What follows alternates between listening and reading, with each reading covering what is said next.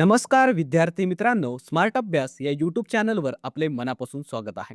आणि मित्रांनो, आजच्या या व्हिडिओच्या माध्यमातून आपण फेब्रुवारी महिन्याच्या सर्व ज्या काही महत्त्वाच्या घडामोडी घडलेल्या आहेत त्या अतिशय डिटेलमध्ये स्पष्टीकरणासह यामध्ये अभ्यास करणार आहोत. तसेच आपल्याला या लेक्चरच्या मोफत PDF नोट्स सुद्धा तुम्हाला उपलब्ध करून दिल्या जाणार आहेत. ते पुढे व्हिडिओमध्ये मी तुम्हाला सांगणारच आहे. तर या व्हिडिओमध्ये आपण कोणकोणत्या गोष्टी कव्हर करणार आहोत या ठिकाणी पाहणार आहोत.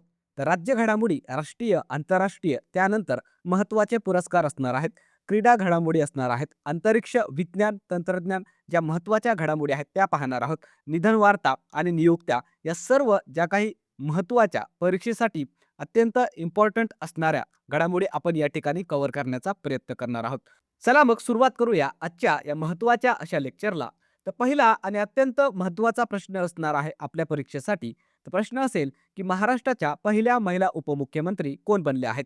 ऑप्शन्स या ठिकाणी देण्यात आले आहेत. याचं योग्य उत्तर असेल ऑप्शन नंबर ए, सुनेत्रा पवार या महाराष्ट्र राज्याच्या पहिल्या महिला उपमुख्यमंत्री बनलेल्या आहेत.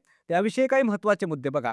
तर नाव आहे त्यांचं सुनेत्रा पवार, ज्या की महाराष्ट्राच्या इतिहासामधल्या पहिल्या महिला उपमुख्यमंत्री बनलेल्या आहेत. हे आपल्याला लक्षात ठेवायचं आहे, कारण येणाऱ्या बऱ्याचशा परीक्षांमध्ये यावर हमखास प्रश्न हा आपल्याला दिसून येणार आहे. त्यासोबतच आपल्याला लक्षात ठेवायचं आहे, त्यांच्याकडे सध्या बीड आणि पुणे या 2 जिल्ह्यांचं पालकमंत्री पद सुद्धा देण्यात आलेलं आहे. तसेच महाराष्ट्राच्या मंत्रिमंडळामध्ये त्यांना राज्य उत्पादन शुल्क, क्रीडा व युवक कल्याण आणि अल्पसंख्याक विकास हे खाते देण्यात आलेले आहेत. त्यासोबतच अजून 2 महत्त्वाचे मुद्दे आपल्याला याविषयी लक्षात ठेवायचे आहे. जसं की भारतातील सध्या महिला मुख्यमंत्री कोण आहेत? हे आपल्याला महिलेची एका नियुक्ती महाराष्ट्रामध्ये झालेली आहे. तर त्या अनुषंगाने असा सुद्धा प्रश्न आपल्याला विचारला जाऊ शकतो. तर आपल्याला लक्षात ठेवायचं आहे, सध्या पश्चिम बंगालच्या मुख्यमंत्री आहेत ममता बॅनर्जी आणि दिल्लीच्या रेखा गुप्ता या 2च अशा महिला आहेत ज्या की भारतामध्ये सध्या मुख्यमंत्री पदावर आहेत.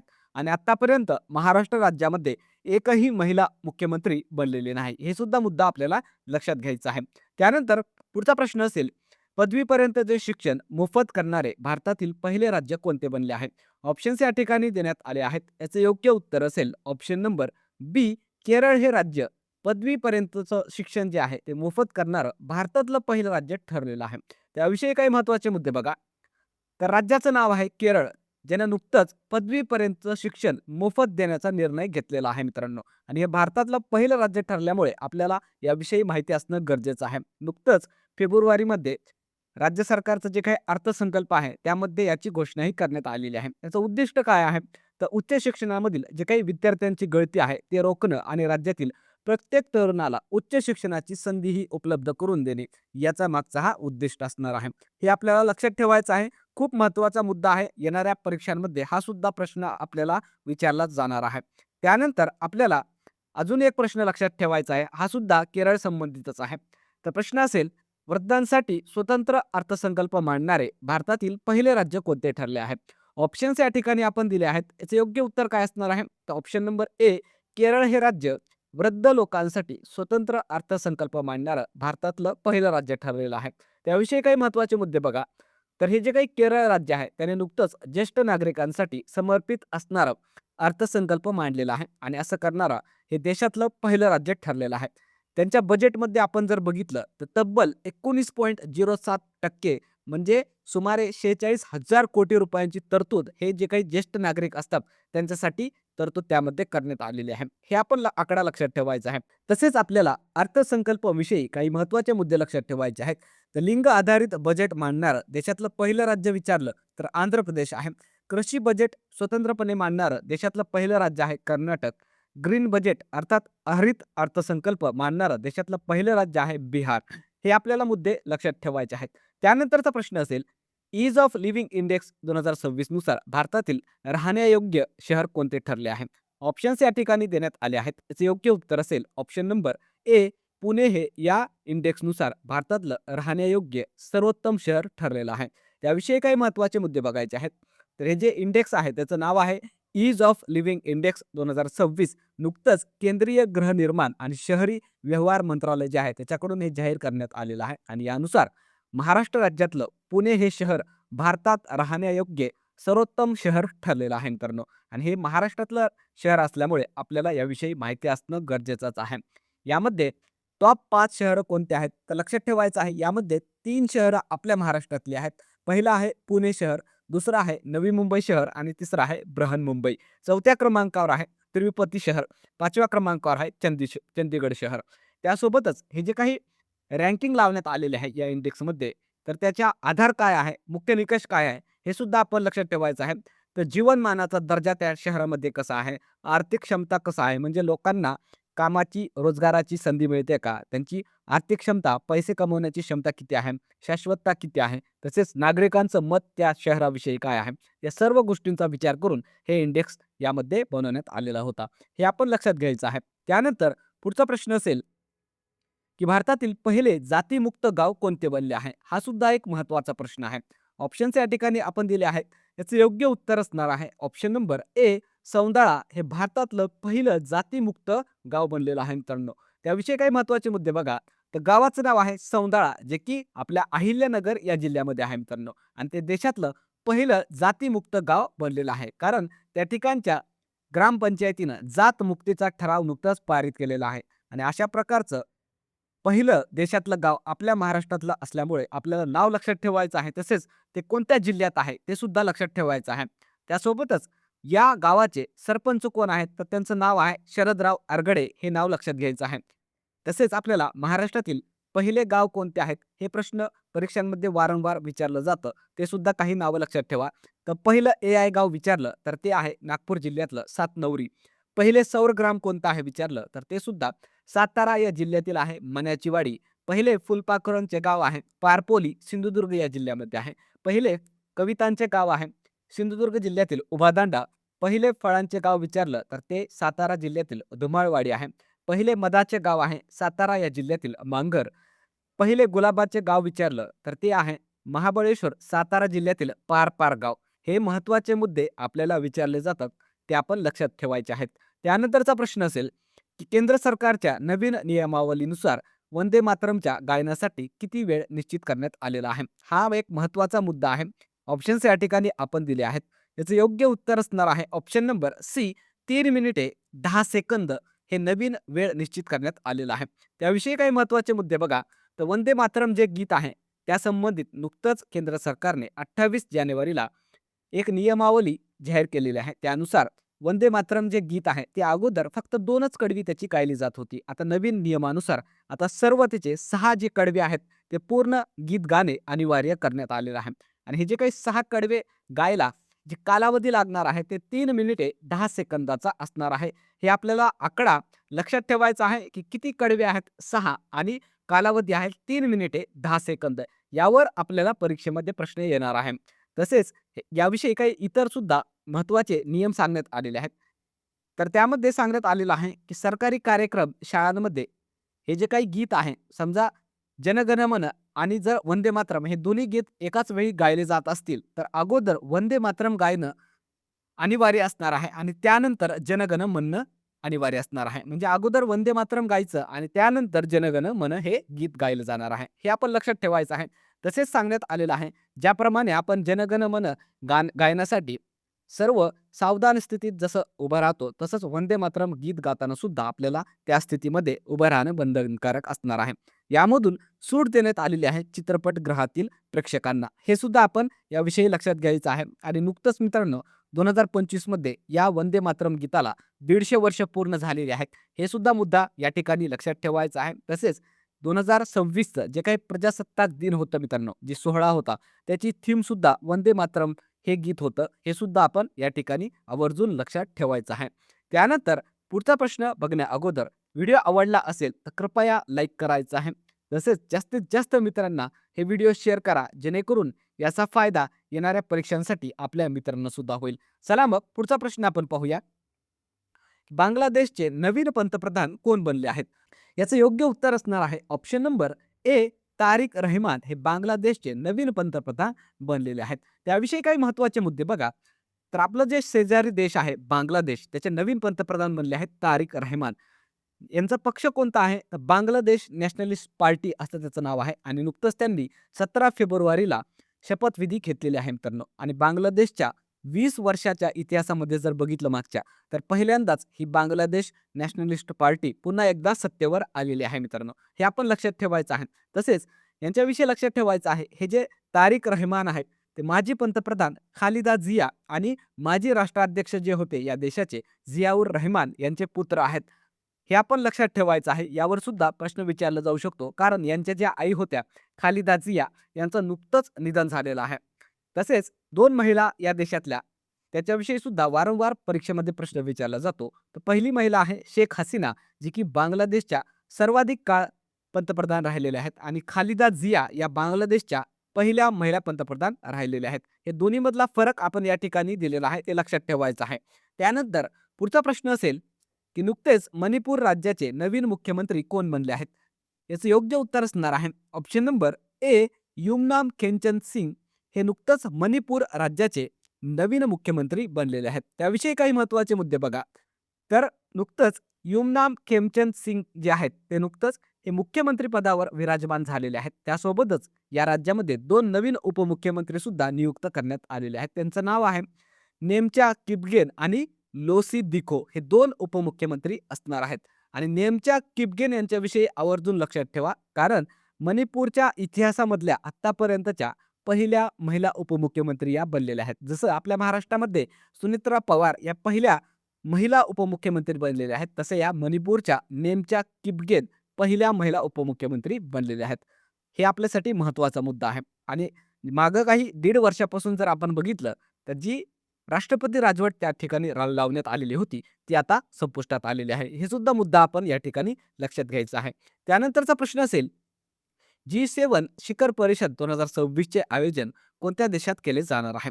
याचं योग्य उत्तर असेल ऑप्शन नंबर बी फ्रान्स या देशामध्ये. त्याविषयी काही महत्त्वाचे मुद्दे बघा. तर G7 शिखर परिषद 2026 जी होणार आहे, ती फ्रान्स या देशामध्ये होणार आहे. त्याची आवृत्ती असणार आहे 52व्या क्रमांकाची, जी की 15 ते 17 जून 2026 या दरम्यान असणार आहे. आणि महत्त्वाचं का आपल्यासाठी ही परिषद? कारण भारत या परिषदेचा सदस्य नसताना सुद्धा फ्रान्सचे जे राष्ट्राध्यक्ष आहेत इमॅन्युअल मॅक्रॉन यांनी आपल्या भारताच्या पंतप्रधान नरेंद्र मोदी यांना याचं आमंत्रण दिलेलं आहे. म्हणून हे आपल्यासाठी महत्त्वाचं आहे. हे आपण लक्षात ठेवायचं आहे. त्यासोबतच हे जे G7 परिषद आहे त्याविषयी लक्षात ठेवायचं आहे. याची स्थापना झाली होती 1975 साली. सुरुवातीला यामध्ये फक्त 6 देश होते मित्रांनो. नंतर 1976 ला कॅनडा यामध्ये सामील झालेला आहे. 1997 ला रशिया या गटामध्ये सामील झाला आणि नंतर ते G8 बनलेलं होतं. पण नुकतंच 2014 पासून जे काही रशिया आणि युक्रेनचं वाद आहे, त्यामुळे यामधून रशियाला नुकतंच या युरोपियन देशांनी गटामधून बाहेर काढलेलं आहे आणि पुन्हा एकदा या गटाची संख्या 7 झालेली आहे. म्हणून त्याला G7 म्हणून ओळखलं जातं. यामध्ये सध्या ते 7 देश कोणते आहेत? तर अमेरिका आहे, युनायटेड किंगडम आहे, फ्रान्स, जर्मनी, इटली, जपान आणि कॅनडा हे आपण लक्षात घ्यायचं आहे. त्यानंतर पुढचा प्रश्न असेल, की नुकतेच कोणत्या राज्यात पेंगोलिन शिकारीवर पूर्णपणे बंदी घालण्यात आली आहे? ऑप्शन्स या ठिकाणी देण्यात आले आहेत. याचं योग्य उत्तर असेल ऑप्शन नंबर डी नागालँड या देशामध्ये नुकतंच पेंगोलिन ज्याला आपण खवले मांजर म्हणतो त्याच्या शिकारीवर बंदी घालण्यात आलेली आहे. त्याविषयी काही महत्त्वाचे मुद्दे बघा. तर नागालँड या देशामधील जे काही संस्था आहे युनायटेड संगम लिकुम पुमजी जी नागा समुदाय आहे त्या ठिकाणी त्यांच्याद्वारे चालवली जाणारी ही संस्था आहे. याला wildlife trust of India जी आहे त्याचं सहकार्य मिळालेलं आहे. या दोघांनी याच्या शिकारीवर नुकतंच बंदी घालण्याचा निर्णय हे घेतलेला आहे. कारण मित्रांनो अतिशय दुर्मिळ होत जाणारी ही या प्राण्याची जमात आहे किंवा जाती आहे.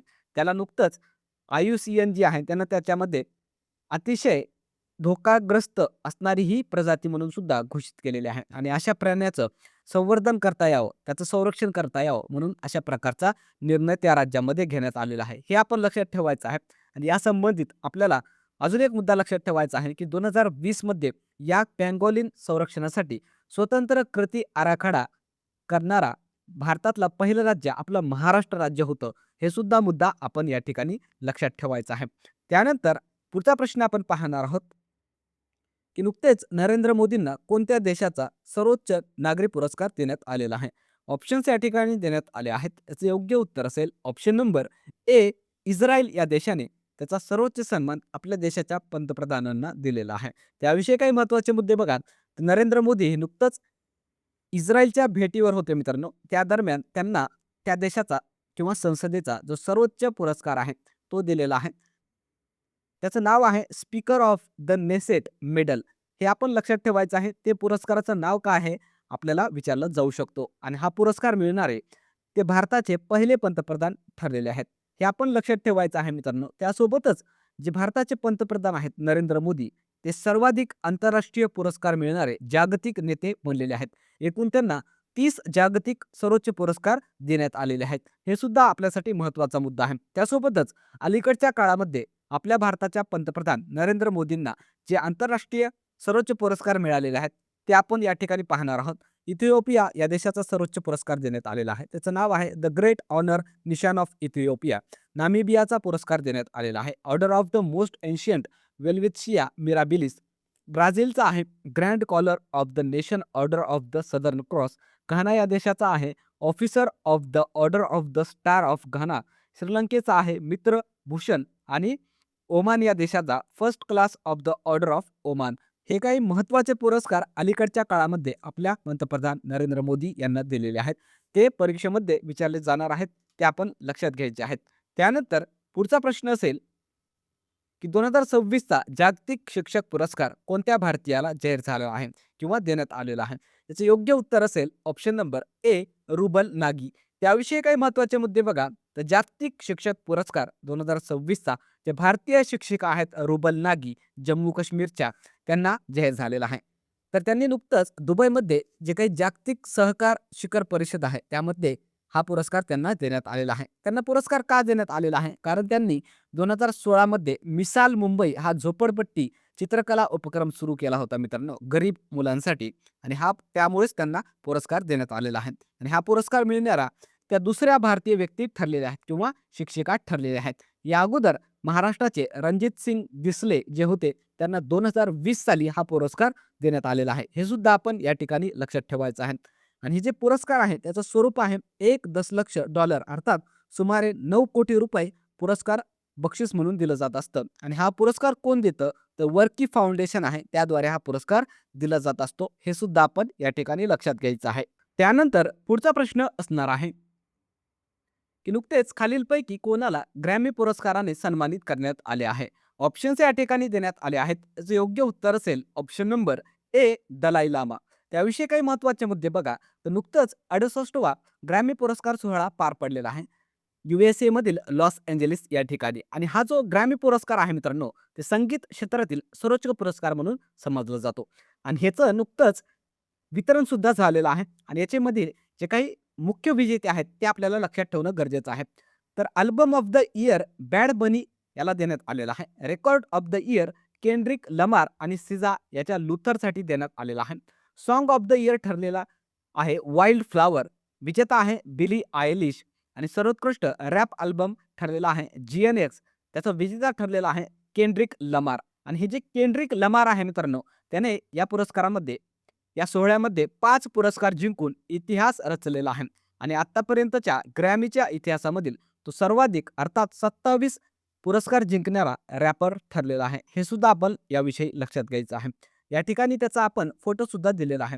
आणि आपल्यासाठी महत्त्वाचा म्हणजे मित्रांनो दलाई लामा हे नाव आहे, कारण हे तिबेटी जे आध्यात्मिक नेते आहेत त्यांना यामध्ये नुकतंच 90व्या वर्षी पहिलं ग्रॅमी पुरस्कार दिलेला आहे. त्यांचा अल्बम कोणता आहे ज्याच्यासाठी हा पुरस्कार त्यांना देण्यात आलेला आहे? तर त्याचं नाव आहे meditation the reflections of his holiness the Dalai Lama. हे नाव आपल्याला लक्षात ठेवायचं आहे. या दलाई लामावर आपल्याला प्रश्न हा परीक्षेमध्ये विचारला जाऊ शकतो. त्यानंतरचा प्रश्न असेल 79व्या बाफ्टा पुरस्कार सोहळ्यात पुरस्कार जिंकणारा पहिला भारतीय चित्रपट कोणता ठरला? याचं योग्य उत्तर असेल ऑप्शन नंबर ए बुंग. हे नाव आपण लक्षात ठेवायचं आहे. त्याविषयी काही महत्त्वाचे मुद्दे बघा. तर हे जे काही बाफ्टा अवॉर्ड्स आहेत 2026चे ते देण्यात आलेले आहेत लंडन या ठिकाणी. संस्था आहे British Academy of Film and Television Arts. सर्वोत्कृष्ट चित्रपट ठरलेला आहे वन बॅटल आफ्टर अनादर. सर्वोत्कृष्ट अभिनेता ठरलेला आहे रॉबर्ट आरामियो. सर्वोत्कृष्ट अभिनेत्री ठरलेली आहे जेसी बकली जे की हॅमलेट या चित्रपटासाठी. यासाठी आपल्याला एक महत्त्वाचा मुद्दा लक्षात ठेवायचा आहे. सर्वोत्कृष्ट बाल आणि कुटुंब चित्रपट आपला भारताचा ठरलेला आहे, जो की मणिपुरी चित्रपट आहे मित्रांनो. बुंग नावाचा. याचा निर्माता आहे फरहान अख्तर आणि हा जो पुरस्कार आहे तो जिंकणारा पहिला भारतीय चित्रपट ठरलेला आहे. हे आपल्यासाठी महत्त्वाचा मुद्दा आहे, स्टार करून ठेवायचा आहे. त्यानंतरचा प्रश्न असेल, की नमो लक्ष्मी योजना कोणत्या राज्यात सुरू करण्यात आली आहे? याचं योग्य उत्तर असेल ऑप्शन नंबर बी, गुजरात या राज्यामध्ये. त्याविषयी काही महत्त्वाचे मुद्दे बघा. तर ही जी काही योजना आहे, नमो लक्ष्मी योजना, इयत्ता 9वी ते 12वी मध्ये ज्या काही शिकणाऱ्या मुली आहेत त्यांना 4 वर्षामध्ये टप्प्याटप्प्याने ₹50,000 आर्थिक सहाय्य सरकारकडून या योजनेद्वारे दिलं जाणार आहे. आणि यासाठी उत्पन्नाची मर्यादा ठेवलेली आहे. त्या कुटुंबाचं जे काही वार्षिक उत्पन्न असणार आहे ते 6 लाख रुपयापेक्षा कमी असावं अशी अट यामध्ये ठेवण्यात आलेली आहे. आणि ही जी काही योजना आहे मित्रांनो, याचा उद्देश काय आहे? का ही योजना राबवण्यात येत आहे? तर जी काही अनेक मुली आहेत प्राथमिक शिक्षण मध्ये सोडून देतात किंवा आर्थिक कारणांमुळे शाळा सोडून देतात.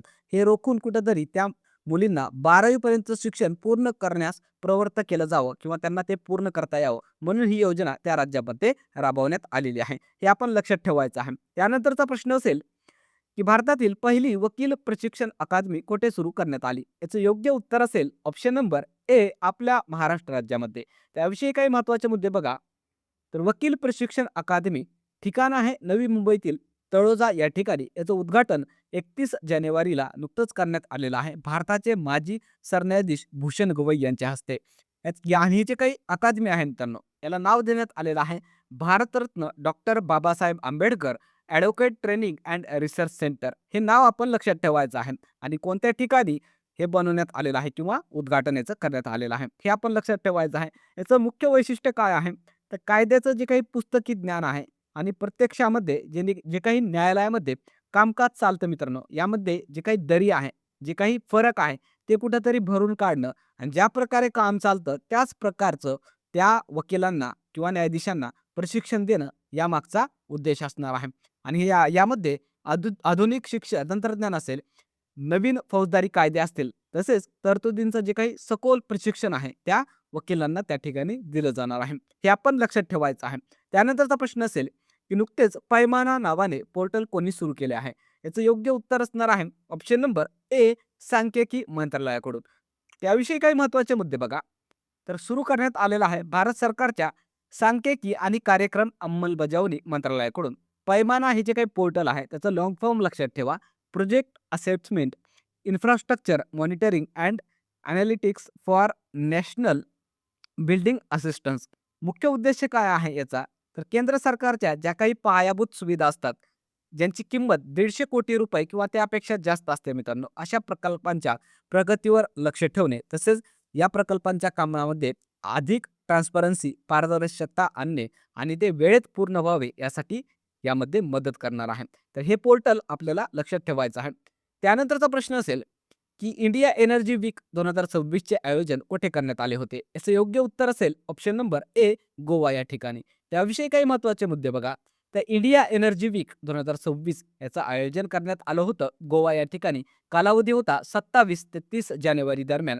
आणि हे जे काही कार्यक्रम आहे ते भारत सरकारच्या पेट्रोलियम आणि नैसर्गिक वायू मंत्रालय जे आहे त्याच्या मार्गदर्शनाखाली पार पडलेलं आहे. याचं प्रमुख वैशिष्ट्य आहे, की हे भारतातील सर्वात मोठं आणि प्रभावशाली ऊर्जा प्रदर्शन आहे मित्रांनो. यामध्ये जर आपण बघितलं 120 पेक्षा अधिक देशातील 75,000 पेक्षा जास्त प्रतिनिधी त्या ठिकाणी आलेले होते. याचा उद्देश काय आहे? का हा साजरा करण्यात आलेला आहे? तर भारताची ऊर्जा सुरक्षा बळकट करणे, तसेच गुंतवणुकीला चालना देणे आणि कार्बन उत्सर्जन कमी करणे, तसेच जागतिक स्तरावर संवाद साधणे हा उद्देश ठेवून आपण हे एनर्जी वीक त्या ठिकाणी आयोजित करण्यात आलेला होता. त्यानंतर पुढचा प्रश्न असेल, की अर्थमंत्री निर्मला सीतारामन यांनी सलग कितव्यांदा अर्थसंकल्प मांडला आहे? हा एक महत्त्वाचा प्रश्न आहे. ऑप्शन्स या ठिकाणी आपण दिले आहेत. याचे योग्य उत्तर असेल ऑप्शन नंबर डी, 9व्यांदा. त्याविषयी काही महत्त्वाचे मुद्दे बघा. हा अर्थसंकल्प 2026-27 चा मांडण्यात आलेला आहे आणि अर्थमंत्री ज्या आहेत आपल्या निर्मला सीतारामन यांनी सलग 9व्यांदा हा अर्थसंकल्प मांडलेला आहे मित्रांनो. यासाठी हा महत्त्वाचा मुद्दा आहे. आपल्याला जर विचारलं परीक्षेमध्ये सर्वाधिक वेळा अर्थसंकल्प कोणी मांडलेला आहे? तर ते आहेत मोरारजी देसाई. त्यांनी आतापर्यंत 10 वेळा भारताचा अर्थसंकल्प मांडलेला आहे. आणि हे जे काही अर्थसंकल्प आहे 2026-27 साठीचा, त्यामध्ये काही प्रमुख तरतुदी आहेत त्या आपल्यासाठी महत्त्वाच्या आहेत. ते लक्षात ठेवायचं आहे.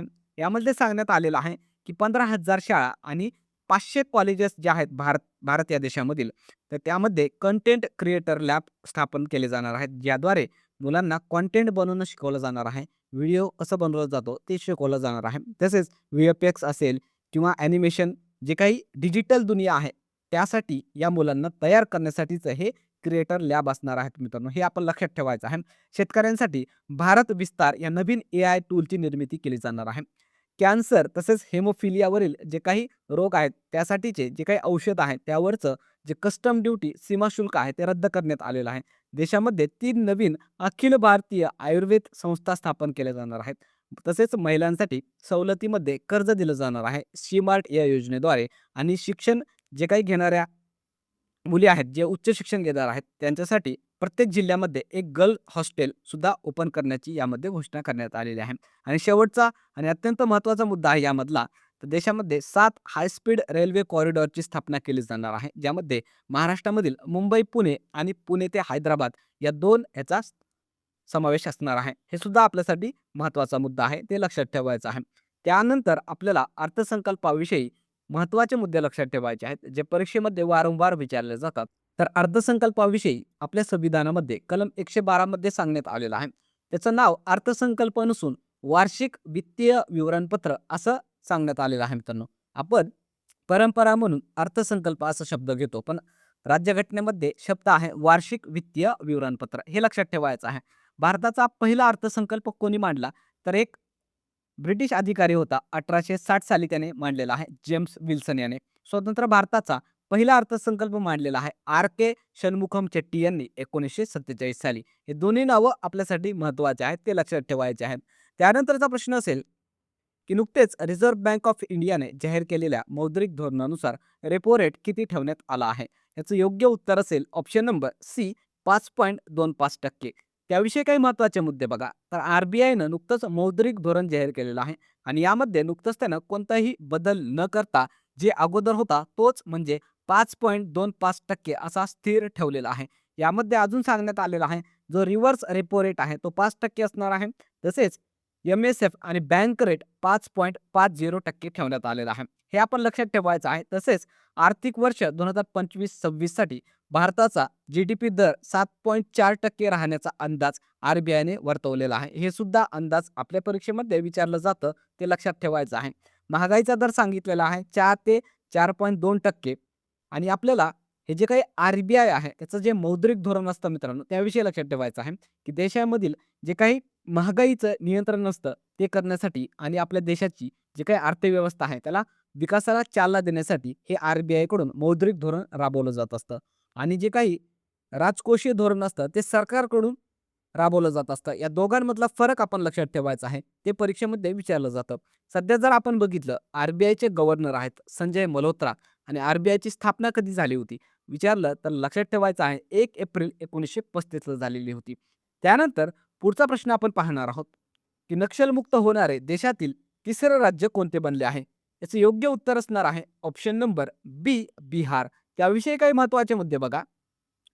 तर बिहार हे नक्षलमुक्त होणारे देशातलं तिसरं राज्य ठरलेलं आहे. या अगोदर नक्षलमुक्त म्हणून अधिकृतपणे पहिलं राज्य ठरलेलं आहे कर्नाटक आणि दुसरं राज्य ठरलेलं आहे मध्य प्रदेश. हे तीन नावं आपल्यासाठी महत्त्वाचे आहेत, ते लक्षात ठेवायचे आहेत.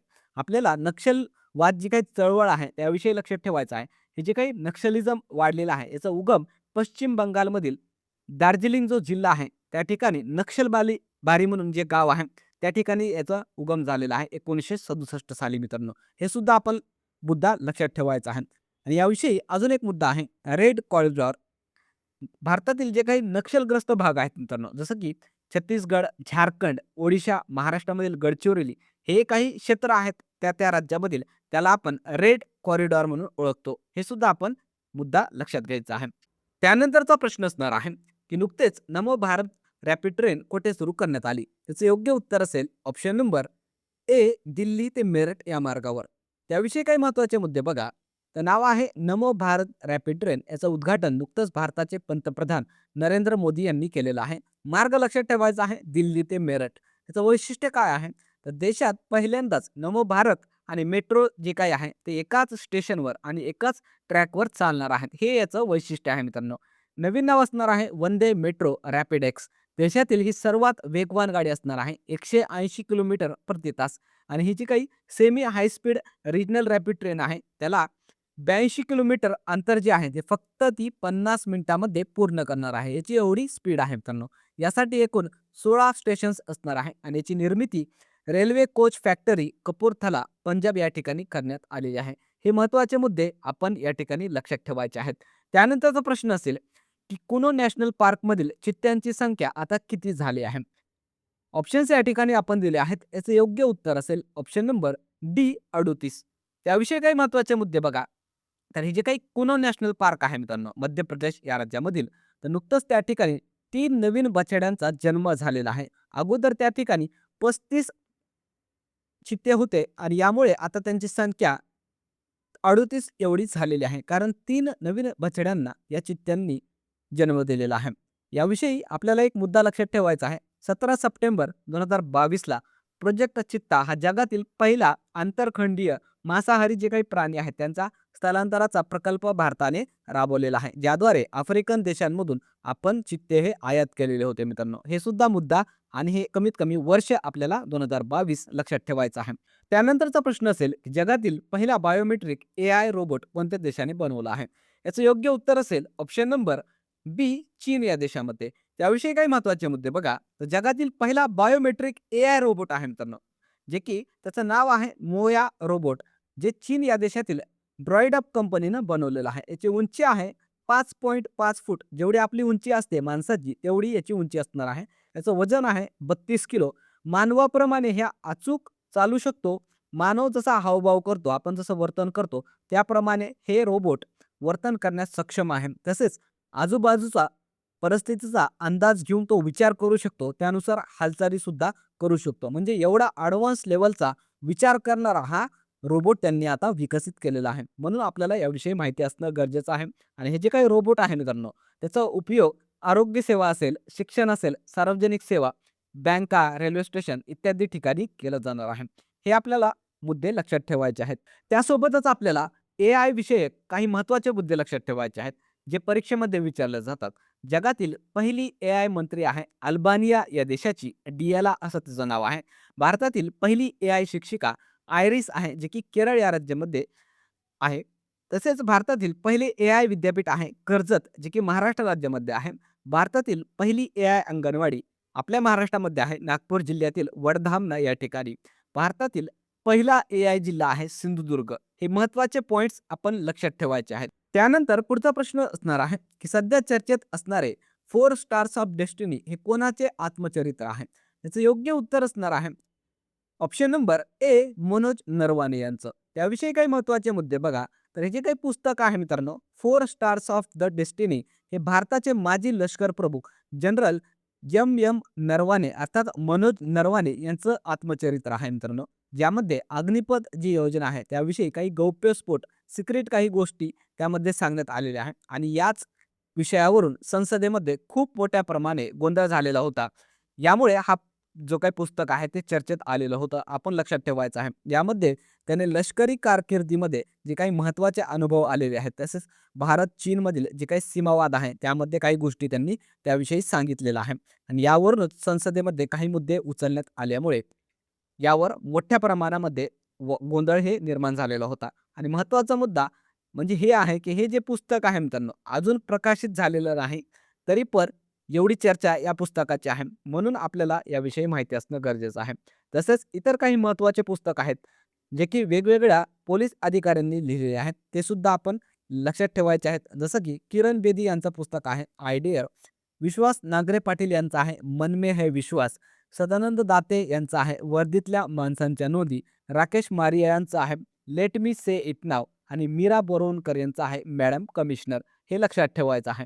त्यानंतर पुढचा प्रश्न असणार आहे की नुकतेच ICC पुरुष T20 विश्वकप 2026चे आयोजन कोणत्या देशामध्ये करण्यात आले आहे? याचं योग्य उत्तर असेल ऑप्शन नंबर बी भारत आणि श्रीलंका या 2 देशांमध्ये हे जे काही सध्या सुरू आहे ICC पुरुष T20 वर्ल्ड कप त्याचं आयोजन करण्यात आलेलं आहे. त्याविषयी काही महत्त्वाचे मुद्दे बघा. तर याची आवृत्ती आहे मित्रांनो 10व्या क्रमांकाची, जी 2 देशांमध्ये होत आहे सध्या, भारत आणि श्रीलंका. काही मॅचेस भारतामध्ये होत आहेत, तर काही मॅचेस श्रीलंका या देशामध्ये होत आहे आणि स्पर्धा सध्या सुरू आहे. 8 मार्चला ही स्पर्धा संपणार आहे. मग विजेता कोण असणार आहे, जगज्जेता कोण असणार आहे, याविषयी आपण एक नक्कीच व्हिडिओ बनवू. त्यासाठी तुम्ही नक्कीच नवीन जर चॅनलवर असाल तर चॅनलला सबस्क्राईब करून घ्या. कारण अशाच प्रकारचे क्वालिटी व्हिडिओ आपण तुमच्यासाठी यापुढे सुद्धा घेऊन येणार आहोत. यामध्ये एकूण संघ असणार आहेत 20. अंतिम सामना मित्रांनो नरेंद्र मोदी स्टेडियम अहमदाबाद 8 मार्चला होणार आहे. हे आपण लक्षात ठेवायचं आहे. यावेळी आपण जर बघितलं तर इटली जो संघ आहे तो या विश्वकपसाठी पहिल्यांदाच पात्र ठरलेला आहे आणि जो बांगलादेश संघ आहे याला ICCनं यामधून बाहेर काढलेला आहे. ज्याच्या जाग्यावर स्कॉटलंड हा जो संघ आहे तो विश्वकपमध्ये सहभागी झालेला आहे. हे आपण लक्षात ठेवायचं आहे. त्यासोबतच ही जी काही स्पर्धा आहे मित्रांनो, मागचा विजेता 2024 मध्ये जी स्पर्धा झालेली होती त्याचा विजेता होता भारत देश आणि परत एकदा भारत देश आपला विजेता या स्पर्धेचा ठरू शकतो. त्यासाठी आपल्याला हे काही महत्त्वाची या ठिकाणी आपण जी माहिती दिली आहे ते लक्षात ठेवायचे आहे. त्यानंतर पुढचा प्रश्न असेल की नुकतेच वुमन प्रीमियर लीग अर्थात WPL 2026चा विजेता संघ कोण ठरला आहे? याचं योग्य उत्तर असणार आहे ऑप्शन नंबर बी, RCB अर्थात रॉयल चॅलेंजर्स बंगळुरू. त्याविषयी काही महत्त्वाचे मुद्दे बघा. तर विजेता संघ ठरलेला आहे रॉयल चॅलेंजर्स बंगळुरू, त्याला आपण RCB म्हणून ओळखतो. उपविजेता ठरलेला आहे दिल्ली कॅपिटल्स हा संघ. यामध्ये एकूण 5 संघ होते मित्रांनो ज्यांनी या स्पर्धेसाठी सहभाग घेतलेला होता. अंतिम सामन्याची तारीख होती 5 फेब्रुवारी 2026. अंतिम सामना झालेला आहे RCB वर्सेस दिल्ली या 2 संघांमध्ये वडोदरा या ठिकाणी. या स्पर्धेची मालिकावीर ठरलेली आहे सोफी डिवाइन जी की गुजरात संघाची आहे. सामनावीर ठरलेले आहे RCB संघाची स्मृती मंधना. त्यासोबतच मागील विजेते कोणकोणते होते ते लक्षात ठेवायचे आहेत. त्यावर सुद्धा प्रश्न विचारला जातो. 2025 मध्ये नुकतंच मुंबई इंडियन्स हा संघ विजेता ठरलेला आहे. 2024 मध्ये रॉयल चॅलेंजर्स बँगलोर आणि 2023 मध्ये मुंबई इंडियन्स. अर्थात आपण जर बघितलं 2 वेळेस मुंबई संघ विजेता ठरलेला आहे तर 2 वेळेस RCB हा संघ या स्पर्धेचा विजेता ठरलेला आहे आणि यामध्ये स्मृती मंधनाने फायनल मॅचमध्ये केवळ 41 चेंडूमध्ये 87 धावा करत वैयक्तिक सर्वोच्च धावसंख्येचा विक्रम सुद्धा केलेला आहे. हे सुद्धा मुद्दा आपण या ठिकाणी लक्षात ठेवायचा आहे. त्यानंतरचा प्रश्न असेल की ऑस्ट्रेलियन ओपन 2026 महिला एकेरीची विजेता कोण ठरली आहे? हा एक महत्त्वाचा प्रश्न आहे मित्रांनो, कारण ग्रँड स्लॅमवर आवर्जून आपल्या परीक्षांमध्ये प्रश्न हा विचारला जातो. ऑप्शन्स या ठिकाणी आहेत. याचे योग्य उत्तर असेल option number D, Elena Rybakina ही ऑस्ट्रेलियन ओपन 2026 ची महिला एकेरीची विजेता ठरलेली आहे. त्याविषयी काही महत्त्वाचे मुद्दे बघा. तर ही जी काही स्पर्धा आहे ऑस्ट्रेलियन ओपन 2026 ची पार पडलेली आहे नुकतंच ऑस्ट्रेलिया या देशामध्ये. त्याची महिला विजेती आहे एलिना रायबॅकिना जे की कझाकिस्तान या देशाची आहे. तिनं आयर्ना सबालेंका जी बेलारुसची आहे तिचा पराभव केलेला आहे आणि पुरुष एकेरीचा विजेता सुद्धा लक्षात ठेवायचा आहे. तो आहे स्पेन या देशाचा कार्लोस अल्कराज आणि उपविजेता ठरलेला आहे नोवाक जोकोविच जो की सर्बिया या देशाचा आहे. त्यानंतर आपल्याला हे जे काही ग्रँड स्लॅम आहे मित्रांनो त्या स्पर्धेविषयी काही महत्त्वाचे मुद्दे बघायचे आहेत. जसं की स्पर्धा कुठे झालेली आहे, सुरुवात कुठे झालेली आहे किंवा कोणत्या वर्षी झालेली आहे आणि कोणत्या मैदानावर खेळवली जाते. यावर सुद्धा परीक्षांमध्ये प्रश्न येऊन गेलेले आहेत. तर ऑस्ट्रेलियन ओपन जे आहे ते 1905 साली सुरू झालेले आहे आणि हे जे काही टणक मैदान असतं हार्ड कोर्ट त्याच्यावर खेळवली जाते. फ्रेंच ओपन 1891 ला याची सुरुवात झालेली आहे. क्ले कोर्ट अर्थात चिकन मातीवर ही स्पर्धा खेळवली जाते. विम्बल्डन ओपन 1877 साली सुरू झालेली आहे जे की गवताच्या मैदानावर खेळवली जाते. अमेरिकन ओपन 1881 साली सुरुवात झालेली आहे जी की हार्ड कोर्ट अर्थात टणक मैदानावर खेळवली जाते. हे आपण याविषयी लक्षात ठेवायचं आहे. त्यानंतरचा प्रश्न असेल की BBC Indian sports woman of the year 2025 ने कोणाला सन्मानित करण्यात आले? याचं योग्य उत्तर असेल ऑप्शन नंबर बी, स्मृती मंधना. त्याविषयी काही महत्त्वाचे मुद्दे बघा. तर ही जी काही BBC Indian sports woman of the year आहे ती ठरलेली आहे भारतीय महिला क्रिकेट संघाची उपकर्णधार स्मृती मंधना. तिला हा पुरस्कार 2025 साठी देण्यात आलेला आहे मित्रांनो. त्यासोबतच इतर काही विजेत्यांची नावं आहेत जसं की दिव्या देशमुख यामध्ये emerging player of the year ठरलेले आहे. Pratipal para sports of the year ठरलेले आहे आणि जीवन गौरव पुरस्कार देण्यात आलेला आहे अंजली भागवत हिला. या पुरस्काराविषयी आपल्याला लक्षात ठेवायचं आहे याची सुरुवात झालेली आहे 2019 पासून. याचा उद्देश काय आहे तर महिला खेळाडूंच्या कामगिरीचा गौरव करणे. पहिली विजेता होती पी.व्ही. सिंधू जिला 2019 साली हा पुरस्कार देण्यात आलेला आहे. हे मुद्दे आपल्याला लक्षात ठेवायचे आहेत. त्यानंतर पुढचा प्रश्न आपल्याला पाहायचा आहे. प्रो रेसलिंग लीग 2026चा विजेता कोण ठरला आहे? याचं योग्य उत्तर असणार आहे ऑप्शन नंबर ए, हरियाणा थंडर्स. त्याविषयी काही महत्त्वाचे मुद्दे बघा. विजेता आहे हरियाणा थंडर्स हा संघ. उपविजेता ठरलेला आहे दिल्ली दंगल वॉरियर्स. सहभागी संघ होते एकूण 6. अंतिम सामना झालेला आहे उत्तर प्रदेशमधील नोएडा या ठिकाणी आणि यामध्ये प्लेयर ऑफ द मॅच ठरलेला आहे नेहा सांगवान. हे आपण नाव लक्षात ठेवायचं आहे. यामध्ये जे काही संघ आहे, विजेता संघ आहे हरियाणा थंडर्स, याला 1.5 कोटी रुपयांचं बक्षीस देण्यात आलेलं आहे मित्रांनो. आणि ही जी प्रो रेसलिंग लीग आहे त्याची सुरुवात 2015 साली झालेली आहे. हे सुद्धा आपण मुद्दा लक्षात ठेवायचा आहे. त्यानंतरचा प्रश्न असेल, किशोर व किशोरी सब ज्युनियर राखीव खो खो स्पर्धा 2026चा विजेता कोण ठरला आहे? याचं योग्य उत्तर असणार आहे ऑप्शन नंबर ए, महाराष्ट्र राज्य. त्याविषयी काही महत्त्वाचे मुद्दे बघा. तर ही जी काही स्पर्धा आहे त्याची आवृत्ती होती 35वी. आयोजक होतं kho kho federation of India. यामध्ये महाराष्ट्राने चमकदार कामगिरी पुन्हा एकदा करून दाखवलेली आहे मित्रांनो. कारण महाराष्ट्राच्या किशोरी संघाने सलग 8व्यांदा विजेतेपद पटकावलेलं आहे आणि मुलांचा जो किशोर गट आहे त्यामध्ये विजेता ठरलेला आहे ओडिशा संघ. महाराष्ट्र यामध्ये 3ऱ्या क्रमांकावर राहिलेला आहे. हे दोन्ही मुद्दे आपण लक्षात ठेवायचे आहेत. त्यानंतरचा प्रश्न असेल की भारतातील पहिला पाण्याखालचा रस्ता सहब रेल्वे बोगदा कोणत्या राज्यात बनवण्यात आला आहे? याचं योग्य उत्तर असेल ऑप्शन नंबर ए, आसाम. त्याविषयी काही महत्त्वाचे मुद्दे बघा.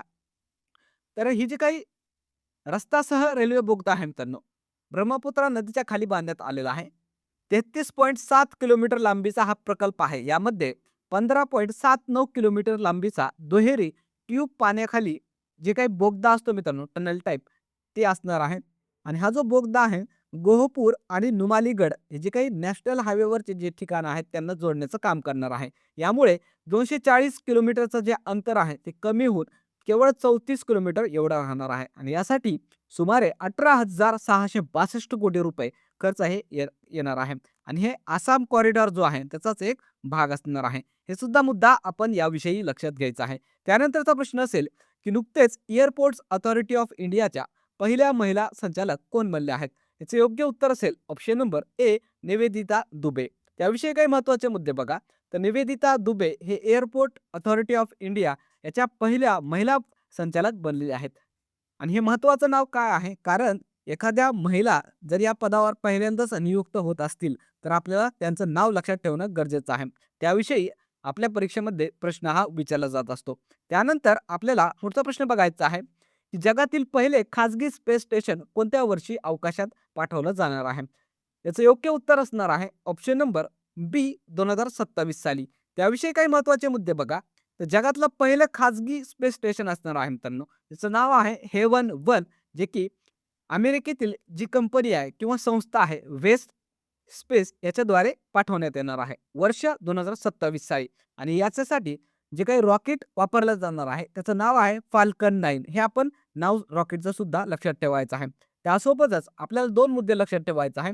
जगातील पहिले स्पेस स्टेशन रशिया या देशाने सोडलेलं होतं. त्याचं नाव होतं सॅल्यूट 1, जे की 1971 साली वरती सोडण्यात आलेलं आहे. तसेच आपल्या भारताचं सुद्धा एक अंतरिक्ष जे स्टेशन आहे किंवा स्पेस स्टेशन आहे ते आपण सोडणार आहोत, जे की 2035 साली ते पूर्ण होणार आहे. हे सुद्धा आपण मुद्दा लक्षात घ्यायचा आहे. त्यानंतरचा प्रश्न असेल, ALH रुद्र हेलिकॉप्टर उडवणाऱ्या पहिल्या महिला पायलट कोण बनल्या आहेत? याचं योग्य उत्तर असणार आहे option number C, captain Hansaja Sharma. त्याविषयी काही महत्त्वाचे मुद्दे बघा. तर हे जे काही हेलिकॉप्टर आहे मित्रांनो, ALH रुद्र नावाचं स्वदेशी बनावटीचं एक प्रगत असं हलकं लढाऊ हेलिकॉप्टर आहे आणि ते पहिल्यांदा उडवलेलं आहे कॅप्टन हंसजा शर्मा हिने. म्हणून हा नाव आपल्यासाठी महत्त्वाचं आहे. आणि हे जे काही हेलिकॉप्टर आहे मित्रांनो ते बनवलेलं आहे हिंदुस्तान एरोनॉटिक्स लिमिटेडने. ते प्रगत रडार, सेन्सर्स आणि जे काही क्षेपणास्त्र असतात त्याच्याशी सज्ज आहेत. म्हणजे त्यामध्ये ती ॲडव्हान्स टेक्नॉलॉजी बसवण्यात आलेली आहे. हे आपल्याला याविषयी लक्षात ठेवायचं आहे. त्यानंतरचा मुद्दा असणार आहे की नुकतेच खंजीर सैन्य सराव कोणत्या देशादरम्यान पार पडला? याचं योग्य उत्तर असेल ऑप्शन नंबर ए, भारत आणि किर्गिस्तान या 2 देशांदरम्यान हे नुकतंच सैन्य सराव झालेला आहे. त्याविषयी महत्त्वाचे मुद्दे बघा. तर याची 13व्या क्रमांकाची आवृत्ती होती, जी की आसाम या राज्यामध्ये पार पडलेली आहे. सहभागी देश होते भारत आणि किर्गिस्तान. आणि ही जे काही सैन्य सराव आहे मित्रांनो, यामध्ये भारतीय सैन्याच्या वतीनं जर बघितलं पॅराशूट रेजिमेंट आणि किर्गिस्तानच्या वतीनं जर बघितलं स्कॉर्पिओन ही विशेष दल यामध्ये सहभागी झालेली होती. हे आपल्याला लक्षात ठेवायचं आहे. आणि हे जे काही सैन्य सराव आहे याचं मुख्य लक्ष काय होतं, तर हे जे काही दहशतवादी कारवाया असतात किंवा शहरी युद्ध असतात आणि जे काही पर्वतीय क्षेत्रामध्ये जी काही लष्करी मोहिमा असतात त्याला केंद्रित हे सैन्य सराव होतं, ज्याची प्रॅक्टिस यामध्ये करण्यात आलेली आहे. त्यानंतर पुढचा प्रश्न असेल, भ्रष्टाचार धारणा निर्देशांक 2025 नुसार भारताचा क्रमांक कितवा आहे? याचं योग्य उत्तर असेल ऑप्शन नंबर डी 91वा. त्याविषयी काही महत्त्वाचे मुद्दे बघा. तर हे जे काही भ्रष्टाचार धारणा निर्देशांक आलेला आहे त्यामध्ये भारताचा क्रमांक आहे 91व्या क्रमांकाचं. डेन्मार्कनं जर आपण बघितलं तर सलग 8व्यांदा ही जी काही मालिका आहे अव्वल येण्याची ती पुन्हा एकदा सुरू ठेवलेली आहे. म्हणजे सर्वात कमी भ्रष्टाचार या डेन्मार्क या देशामध्ये होतो. त्यानंतर फिनलंड या देशामध्ये आणि सिंगापूर या देशामध्ये सुद्धा खूप कमी प्रमाणामध्ये भ्रष्टाचार होत असतो मित्रांनो. सर्वाधिक भ्रष्टाचार असणारे देश जर बघितलं तर सध्या आहे दक्षिण सुदान आणि सोमालिया. त्यानंतर आपल्याला पुढचा प्रश्न बघायचा आहे की जागतिक पाणथळ दिवस कधी साजरा केला जातो? याचं योग्य उत्तर असणार आहे ऑप्शन नंबर बी 2 फेब्रुवारीला. हा एक महत्त्वाचा प्रश्न आहे मित्रांनो दिनविशेष संबंधित. त्याविषयी काही महत्त्वाचे मुद्दे बघायचे आहेत. तर दरवर्षी 2 फेब्रुवारीला हा दिवस साजरा केला जातो. उद्दिष्ट काय आहे? तर पर्यावरणामधील जे काही पाणथळ जागा असतात, ज्याला आपण वेटलँड म्हणतो, त्या कुठेतरी त्याचं संवर्धन व्हावं आणि त्याचं महत्त्व लोकांना कळावं म्हणून हा दिवस आपण साजरा करत असतो. त्या संबंधित आपल्याला रामसर जे करार आहे त्याविषयी सुद्धा माहिती असणं गरजेचं आहे. 2 फेब्रुवारी 1971ला इराणमधील जे रामसर ठिकाण आहे त्या ठिकाणी या जागांच्या संरक्षणासाठी एक आंतरराष्ट्रीय करार करण्यात आलेला होता. त्यावरूनच याला रामसर करार असं या नाम पडलेलं आहे किंवा हे जे काही स्थळं घोषित केले जातात त्याला रामसर नाव पडलेलं आहे. हे आपण लक्षात ठेवायचं आहे. आणि हे जे काही पाणथळ जागा असतात मित्रांनो, ते नेमकं काय असतात? तर जे काही दलदलयुक्त किंवा ज्या ठिकाणी कायमस्वरूपी पाणी पाण्याने ते व्यापलेली जागा असते, अशी जी काही दलदलीचा भाग, खाड्या किंवा खारपुटींचं जे काही वनांचं क्षेत्र असतं, ते ठिकाणमध्ये पाणथळ जागा असतात. अशा जागांना या करारानुसार रामसर ठिकाण म्हणून घोषित केलं जात असतं. एवढं आपल्याला याविषयी लक्षात ठेवायचं आहे. त्यानंतरचा प्रश्न असेल, की जागतिक कर्करोग दिन कधी साजरा केला जातो? याचं योग्य उत्तर असेल ऑप्शन नंबर सी 4 फेब्रुवारीला. त्याविषयी काही महत्त्वाचे मुद्दे बघा.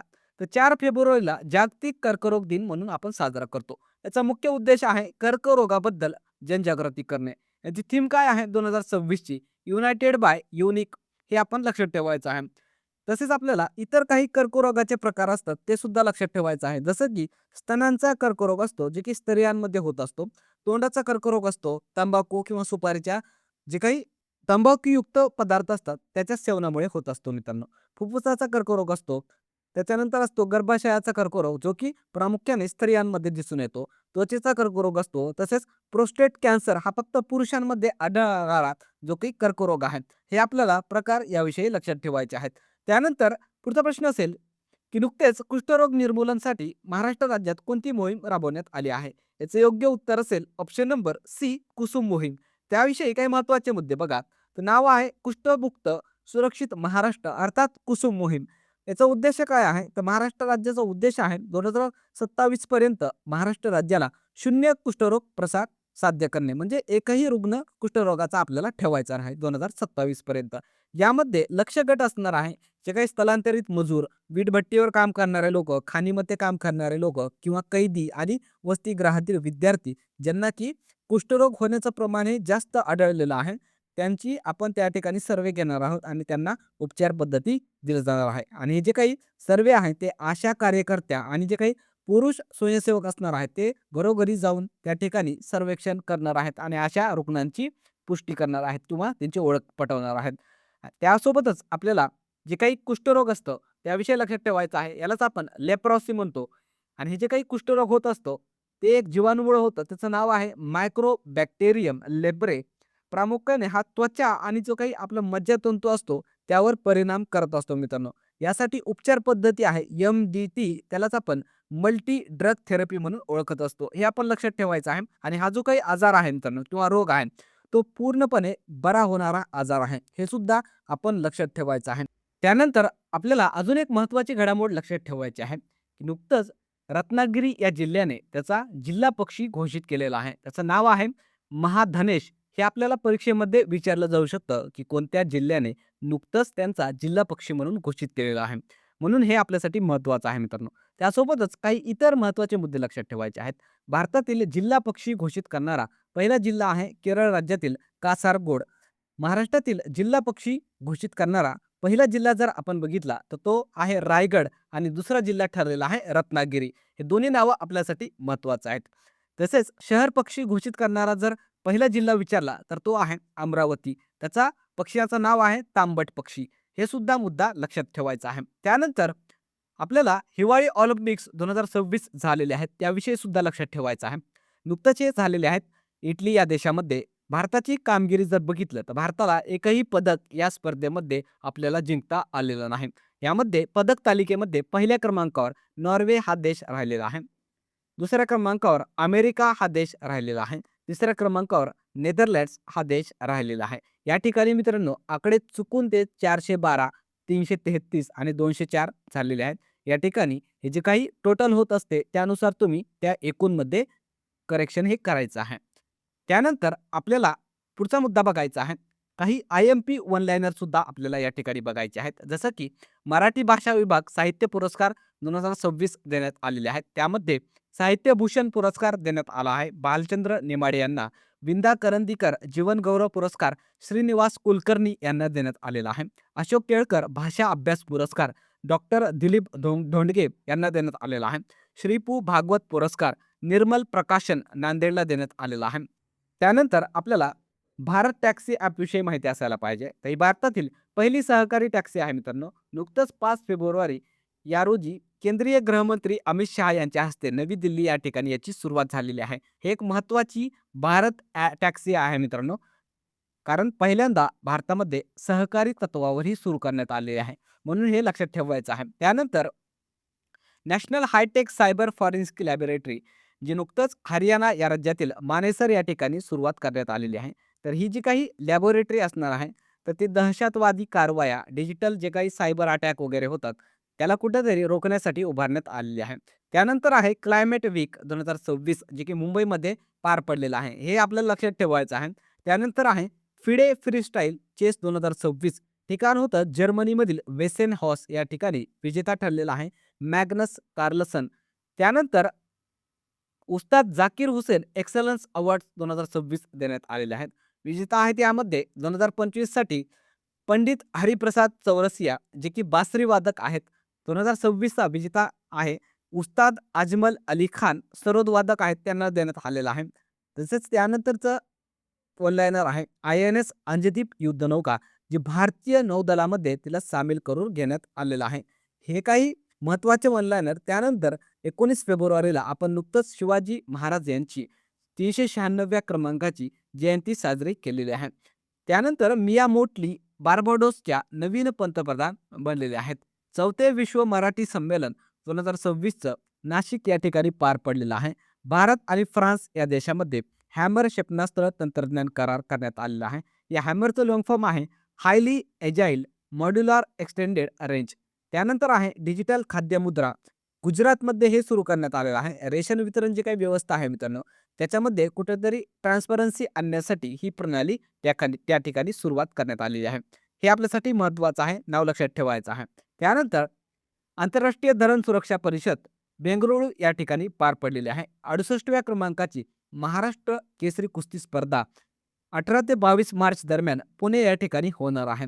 अंगणवाडी सेविकांसाठी AI टूल विकसित करणारे महाराष्ट्र हे देशातलं पहिलं राज्य बनलेलं आहे. हे आपल्याला स्टार करून मुद्दा ठेवायचा आहे.